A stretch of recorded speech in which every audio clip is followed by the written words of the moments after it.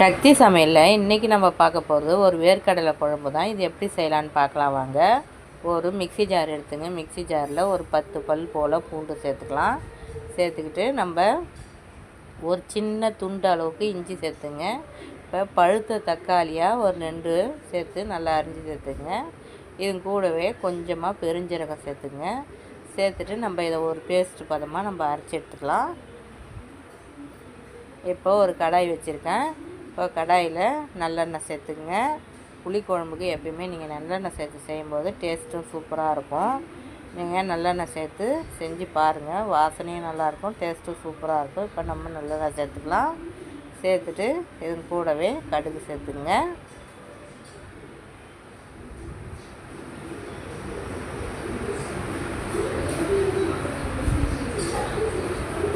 இப்போ கடுகு சேர்த்துக்க. கடுகு நல்லா பொரிஞ்சு வரட்டும். இப்போ கடுகு நல்லா பொரிஞ்சு வந்த உடனே நம்ம ஒரு கைப்பிடி அளவுக்கு பூண்டு சேர்த்துக்கலாம்.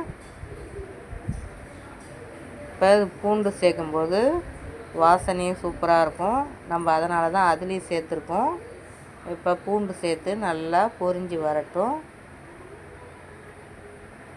இப்போ நான் சின்ன வெங்காயம் நல்லா நைஸாக அரிஞ்சு வச்சுருக்கேன். இப்போ நம்ம இந்த பூண்டு வருந்தோடனே அது கூட சின்ன வெங்காயமும் சேர்த்துக்கலாம். சேர்த்து நல்லா வதக்கிக்கோங்க.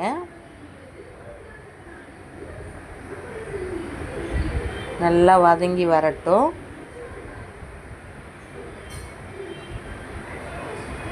வெங்காயம் முழுசாக இல்லாத நல்லா பொடியாக சேர்த்திங்கன்னா நல்லா குழம்பு கிரேவியாக வரும். இப்போ நம்ம அரைச்ச பேஸ்ட்டை இது கூட சேர்த்து நல்லா எண்ணெயில் வதக்கிக்கோங்க. நல்லா பச்சை வாசனை போகிற அளவுக்கு நல்லா வதக்கிடுங்க. வதக்கிட்டு இப்போ நம்ம கத்திரிக்காய் சேர்த்துக்கலாம். முழு கத்திரிக்காய் போட்டு நல்லா வதக்கி எடுத்துருங்க.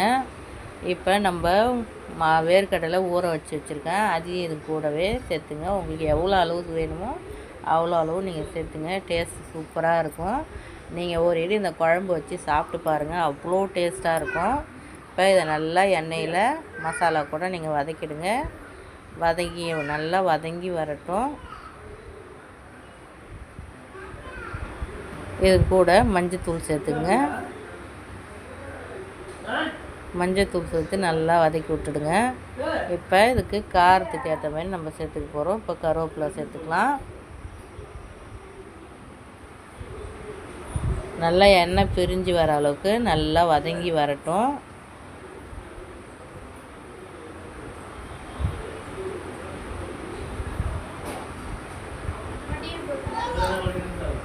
இரு நல்லா வதங்கி வரட்டும்.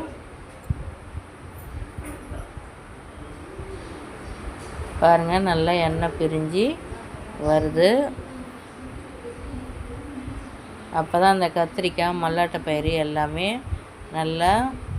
நல்லா வெந்து வதங்கி வரும்.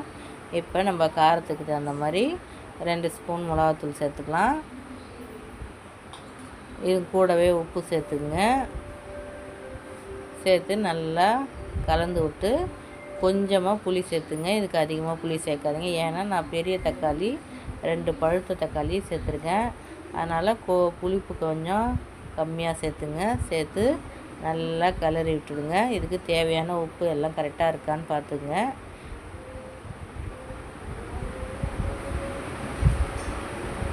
பார்த்துட்டு நல்லா கொதித்து வரட்டும்.